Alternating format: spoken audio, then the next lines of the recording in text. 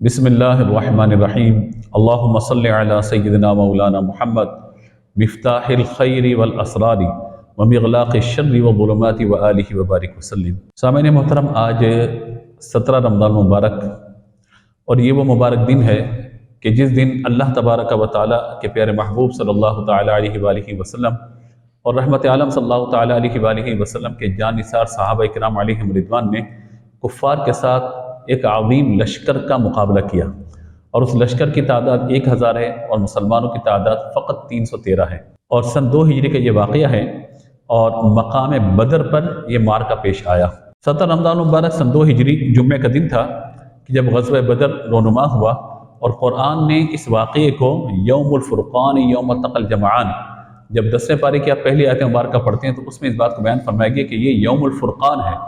یعنی ایسا مارکہ یا ایسا غزوہ کہ جس نے ایک فرق کو واضح کر دیا اور بالکل واضح ساری بات ہو گئی۔ ایسی اللہ تبارک و تعالیٰ نے مسلمانوں کو عظیم الشان کامیابی عطا فرمائی کہ مسلمان اس طاقت کے ساتھ کفار کے ساتھ لڑے ہیں کہ اگرچہ بظاہر ان کے پاس تلواریں بھی کم ہیں، تعداد 313 ہے، صرف 2 گھوڑے ہیں، 70 اونٹ ہیں، 6 زر ہیں جو لوہے کا ایک جنگی لباس ہوتا تھا جسے تلوار کے وار کو روکا جاتا تھا جسم پر پڑنے سے، اور 8 تلواریں ہیں، اور ان کے پاس آگے لشکر کفار کا معاملہ دیکھیے، 1000 سامنے موجود ہیں، کہاں 313، کہاں پر 1000، اور پھر وہاں پر 100 گھوڑے ہیں، یہاں صرف 2 گھوڑے، وہاں پہ 700 اونٹ ہیں، یہاں پہ 70 اونٹ ہیں، وہاں پہ 6 زر ہیں، یعنی جنگی لوہے کا لباس ہے، اور آلات حرب ان کے پاس بہت زیادہ ہیں۔ مسلمانوں کے پاس فقط 8 تلواریں ہیں، ان میں سے ہر شخص کے پاس تلواریں موجود ہیں۔ تو آپ یہ دیکھیے کہ حضور صلی اللہ تعالیٰ علیہ وآلہ وسلم کے جان نثار صحابہ کرام علیہم رضوان نے کس جان نثاری کے ساتھ ان کا مقابلہ کیا کہ اللہ تبارک و تعالیٰ نے اس غزوے کو یوم الفرقان فرمایا۔ اور سورہ آل عمران کا جب ہم مطالعہ کرتے ہیں تو وہاں بیان فرمایا گیا وَلَقَدْ نَصَرَكُمُ اللَّهُ بِبَدْرٍ وَأَنْتُمْ أَذِلَّةٌ، اور بے شک اللہ تبارک و تعالیٰ نے بدر کے موقع پر، بدر کے مقام پر تمہاری مدد فرمائی جب تم بڑی قلیل حالت کے اندر تھے، تو اللہ تبارک و تعالیٰ نے اس وقت فرشتوں کی جماعتوں کو بھیجا، اور قرآن پاک میں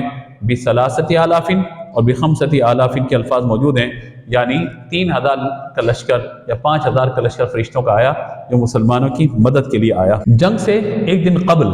حضور اکرم صلی اللہ تعالیٰ علیہ وآلہ وسلم رات کے وقت میدان بدر کے آپ کونے کونے کی طرف تشریف لے گئے، اور آپ نے وہاں پہ اپنے عصا مبارکہ سے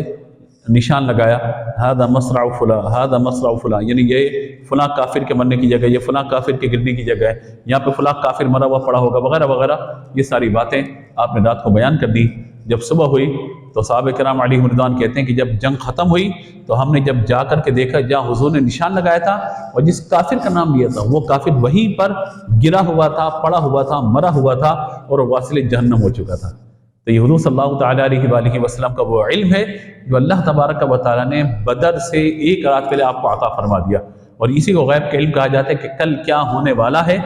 حضور نے اس جنگ کا نتیجہ بھی بیان فرما دیا، اور یہاں تک کہ حضور اکرم صلی اللہ تعالیٰ علیہ وآلہ وسلم نے کفار کے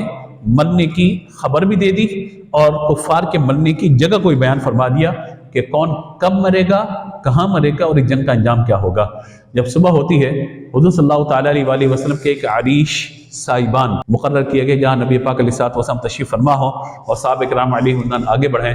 اس وقت حضرت صدیق اکبر رضی اللہ تعالیٰ عنہ نے ایک جمع مردی کا مظاہرہ کیا اور کہا کہ حضور صلی اللہ تعالیٰ علیہ وآلہ وسلم کی اس خیمے کی، اس عریش کی حفاظت کی ذمہ داری میں لیتا ہوں۔ یعنی کہ صحابہ کرام اس ذمہ داری لینے سے دور تھے، لیکن حضرت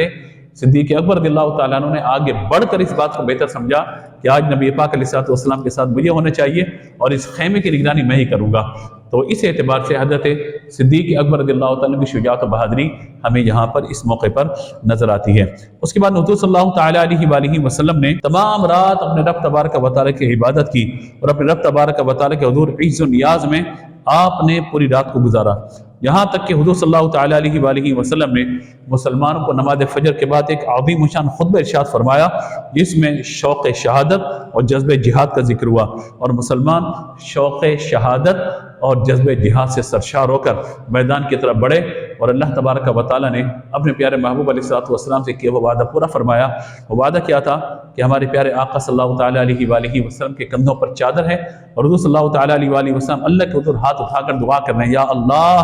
ان مسلمانوں کو کامیابی عطا فرما، یا اللہ تو اپنے وعدے کو سچا فرما جو وعدہ تو نے مجھ سے فرمایا ہے۔ مسلم شریف کی حدیث کے یہ الفاظ ہیں کہ یا اللہ اگر مسلمانوں کا یہ گروہ بھی ہلاک ہو گیا، اے میرے رب قیامت تک پھر روئے زمین پر تیری عبادت کرنے والا کوئی نہ ہوگا، تیری عبادت نہیں کی جائے گی۔ یہ نبی پاک علیہ السلام کی دعا جہاں ہے، وہیں حضور صلی اللہ تعالیٰ علیہ وآلہ وسلم کی ختم نبوت کی طرف بھی اشارہ ہے کہ حضور جانتے تھے کہ میں آخری نبی ہوں اور میرے بعد کوئی اور امت نہیں ہے، میرے بعد کوئی نبی نہیں اور میری امت کے بعد کوئی امت نہیں ہے، یعنی حضور کے بعد کوئی نیا نبی آنے والا نہیں ہے اور حضور کی امت کے بعد کوئی امت آنے والی نہیں ہے۔ تو جہاں حضور پاک صلی اللہ تعالیٰ علیہ وآلہ وسلم کی یہ عز و نیاز اور دعا کرنا ہے، وہیں اشارہ ختم نبوت کی طرف بھی ہے۔ حضور جانتے تھے کہ اگر یہ گروہ ہلاک ہو گیا اور اس گروہ کو ختم کر دیا گیا مسلمانوں کے، تو ظاہر جب مسلمان کلمہ گو کو باقی ہی نہیں رہے گا، پھر اللہ کی عبادت کرنے والا کون ہوگا؟ اب کسی نئے نبی نے تو آنا نہیں ہے، تو لہذا نبی پاک علیہ السلام وہاں دعا فرما رہے ہیں۔ اللہ تبارک و تعالیٰ نے مسلمانوں کی مدد کے لیے فرشتوں کا نزول فرمایا،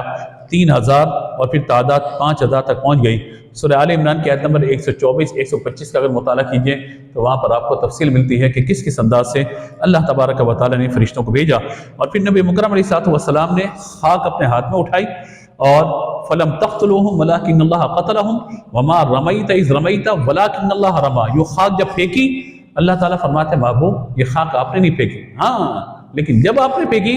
مَا رَمَيْتَ آپ نے نہیں پھینکی، إِذْ رَمَيْتَ جب آپ نے پھینکی، وَلَٰكِنَّ اللَّهَ رَمَىٰ یہ خاک تو اللہ نے ان کی آنکھوں میں ڈال دی ہے۔ تو سب کافر آنکھیں ملتے رہے اور اللہ تبارک و تعالیٰ نے مسلمانوں کو فتح عطا فرمائی۔ 70 کافر گرفتار ہوئے، 70 کافر واصل جہنم ہوئے اور فقط مسلمانوں کے 14 افراد کی شہادت ہوئی۔ اللہ تبارک و تعالیٰ نے مسلمانوں کو عظیم شان فتح عطا فرمائی۔ اب نتیجہ کیا ہے؟ نتیجہ یہ ہے کہ مسلمان اگرچہ تعداد میں کم ہو لیکن بھروسہ اپنی طاقت پہ نہ ہو، بلکہ اعتماد و توکل و بھروسہ اللہ کی ذات پر اگر ہو تو اللہ تبارک و تعالیٰ پھر کہیں ابابیل کے لشکروں کو بھیجتا ہے، کہیں اللہ تبارک و تعالیٰ آسمان سے فرشتوں کو نازل فرماتا ہے۔ اور یہ بات کہی گئی نا کہ فضائے بدر پیدا کر،